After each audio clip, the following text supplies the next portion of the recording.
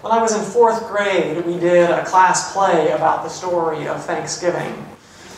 The way parts were selected is people just raised their hands, and they cast roles for, in order of importance, starting with the most important. And I got cast towards the end of the process. I played one of the Indians.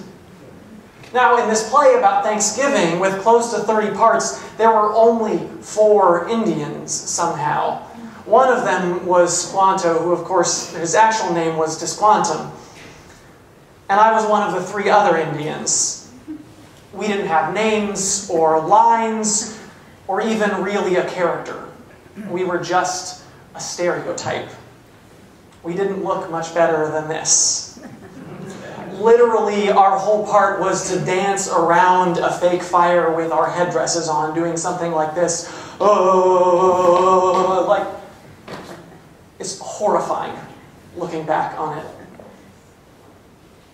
This was also the same year that we built our models of the California missions, a process which glosses over the terrible oppression of native peoples that resulted from this mission system.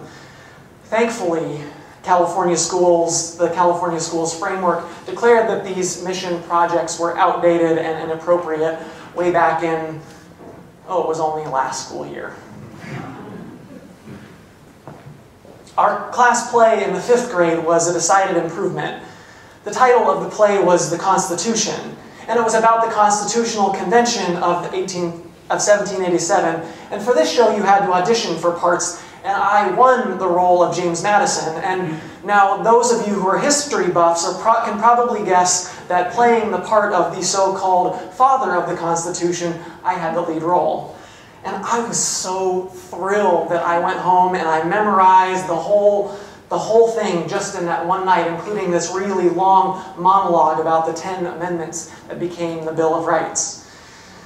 The play told the story of the establishment of the government of the United States as we know it. And it was a play that spoke to the ideals of America and its promise, particularly those contained within the Bill of Rights and the preamble, which began, "We, the people of the United States, in order to form a more perfect union," which could actually be the alternate title for this service. Of course, the play also mostly glossed over slavery and how the 3/5 compromise and the Electoral College was established primarily to ensure that slaveholding states would have more voting power than a one-person, one-vote system. And yes, that's why we're still living with that today. Nor did it mention the fact that the 2 main characters and ostensible heroes of the story, Madison and Washington, owned over 100 slaves each. That's the contradiction inherent in America. The lofty ideals compared with the often messy reality.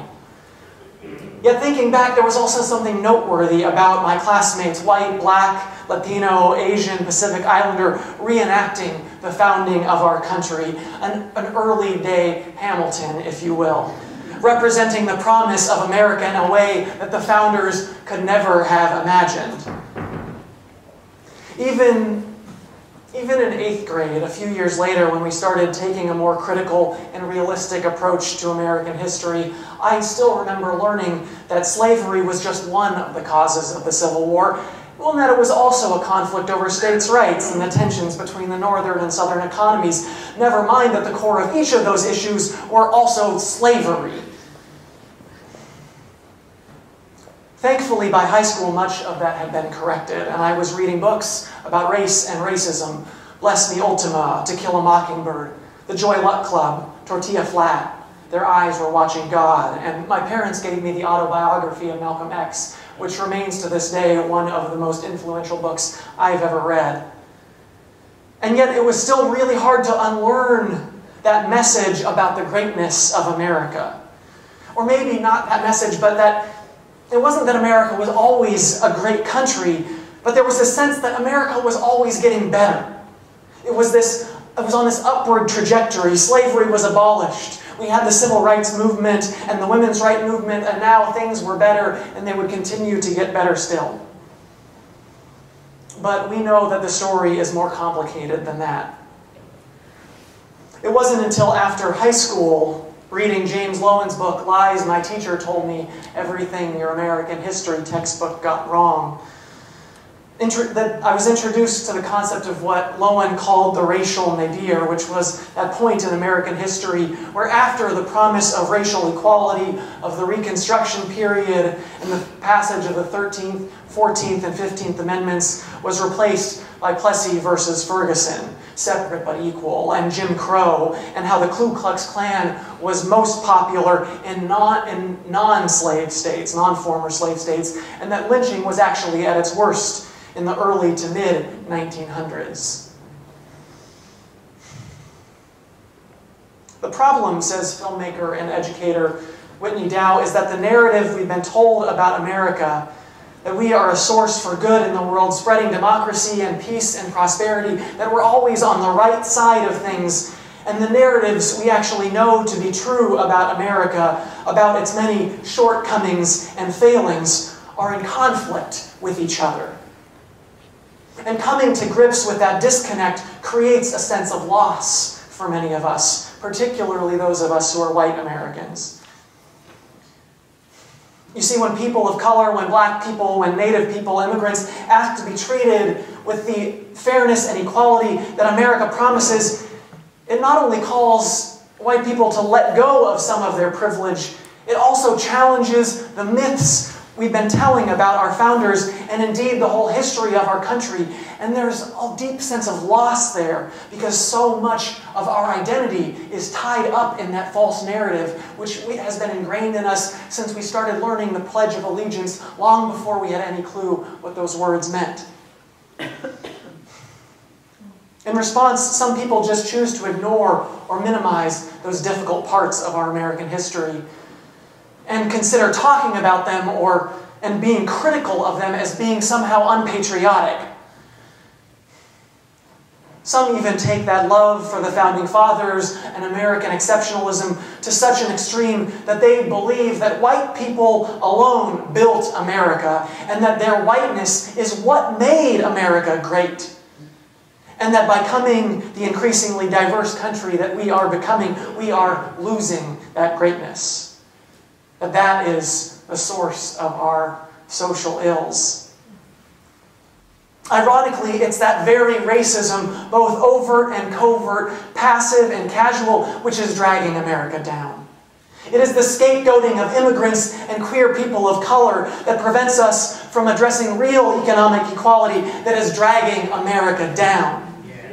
It is the inability to look at how the environmental impacts of our way of life are contributing to climate change that is setting our backyards on fire that is dragging America down. It is the unwillingness to look critically at our history that is dragging America down. So how can we make America, America again? That land that never was and yet must be, as Langston Hughes said. Well, we'll get to that in the second half of the sermon. But before that, I want to share with you a song from my favorite album of this year. It's called Dirty Computer by Janelle Monáe. It's an album firmly of this time. It's an album of resistance, of empowerment, of love. It's a celebration of women, queerness, and black girl magic. Now, the album starts with an excerpt from a sermon by African-American pastor Sean McMillan. He says, "You told us, we hold these truths to be self-evident, that all men and women are created equal, and that they are endowed by their Creator with certain unalienable rights. Among these are life, liberty, and the pursuit of happiness." Now that quote itself is a riff on what Martin Luther King said about the Declaration of Independence during his I Have a Dream speech.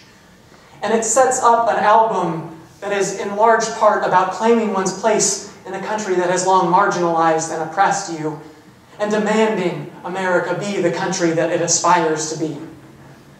And the album ends with the song that I'm going to play for you.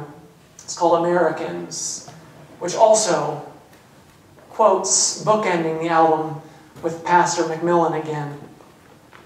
And it really speaks to, she takes on two different voices, both kind of her own voice, as well as the voices that are think, in my mind and her mind, holding America back. This duality of America, of intolerance and inequality and promise. The theme of the worship service this morning, I didn't really know how this election was going to play out. I knew what the first part of the sermon was going to be about, but the second part remained to be seen. And while it has been by no means a perfect week, there have been several disappointments, but there were also some bright spots.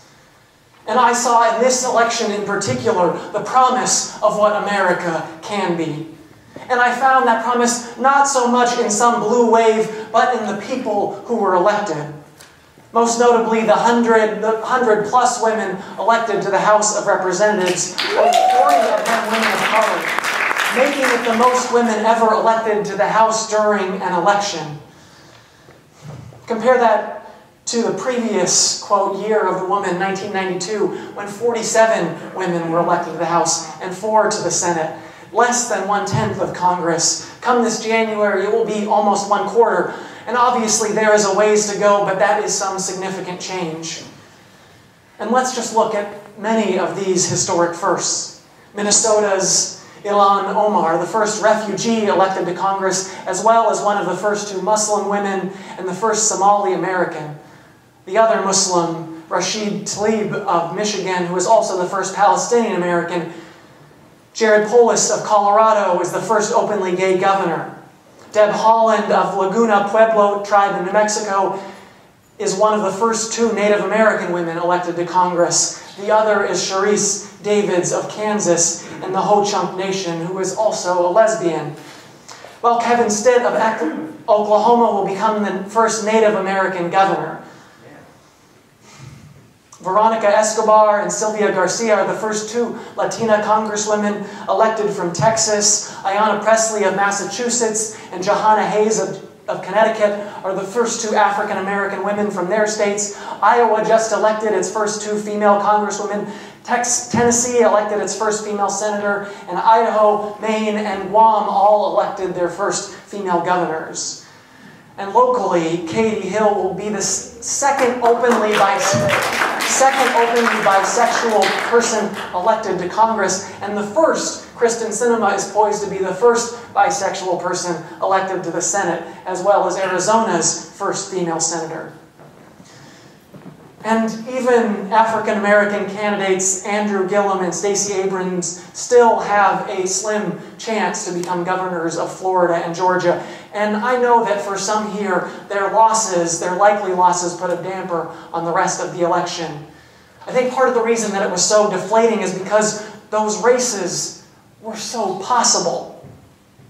But even if they lose, think about what that would mean, that 2 African Americans, the descendants of slaves, almost winning the highest often in 2 states that were once part of the Confederacy.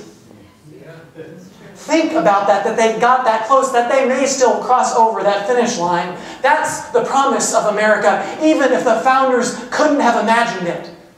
That's my America. And even if she doesn't win, Abrams was still the first African-American woman to be nominated for governor by a major party. And without her candidacy, Lucy McBath of Georgia probably would not have won her congressional race. And Lucy McBath is one of the so-called mothers of the movement, a group of black women whose children have been killed by police or vigilante violence and who have become a key part of the movement for black lives. And of course, there was Christine Hallquist of Vermont, who was the first transgender person to be nominated for governor's race. And there were also some great moments in conservative states where the people voted to raise minimum wage, expand Medicaid, prevent gerrymandering, and of course, Florida overturned a law from the Jim Crow era and restored voting rights to millions of people who had been convicted of felonies. It is all of this that helped me to believe what Pastor McMillan said might just be possible. That before it's all over, it's going to be my America. I dream about the day when results like this year's election will no longer be groundbreaking or even noteworthy. And I want to be clear, I don't think voting is the end-all and be-all. I don't think voting alone will bring about the changes we need. Sometimes electoral politics feels more like harm reduction. We have to see this as part of something greater. As newly elect Congresswoman Alexandria Ocasio-Cortez said, that's exactly what this is. Not a campaign or an election day, but a movement, a larger movement for social, economic, and racial justice in the United States of America. We are called to more. As Barack Obama said in his A More Perfect Union speech about race during the 2008 presidential campaign, words on a parchment would never be enough to deliver slaves from bondage, or provide men and women of every color and creed their full rights and obligations as citizens of this United States. What would be needed were Americans in successive generations who were willing to do their part through protests and struggle on the streets and in the courts, through a civil war and civil disobedience, and always at great risk to narrow that gap between the promise of our ideals and the reality of their time. So friends, now is not the time to get complacent. Nor will it be in 2020 when, inshallah, that hateful, lying, bigoted, would-be tyrant gets voted out of office. This is a struggle. We need to keep fighting. And we're going to keep fighting, as Andrew Gillum said, and we're going to keep working, and we're going to keep believing. And ultimately, he says, we will be victorious. He said in that speech, we marched plenty of times from this very spot up to this Capitol to let our voices be heard. We didn't shrink from the challenges. We didn't shrink from that power. We spoke truth to power. And just because we didn't always come out victorious, we didn't retreat. We stood up. We stood strong. We spoke out because we recognized that we had power too. Friends, don't forget your power. As Stacey Abrams said in her election night speech, we are on the verge of history, and the best is yet to come. I don't know if she's right. I certainly hope she is. But I'm not going to sit on the sidelines and just hope.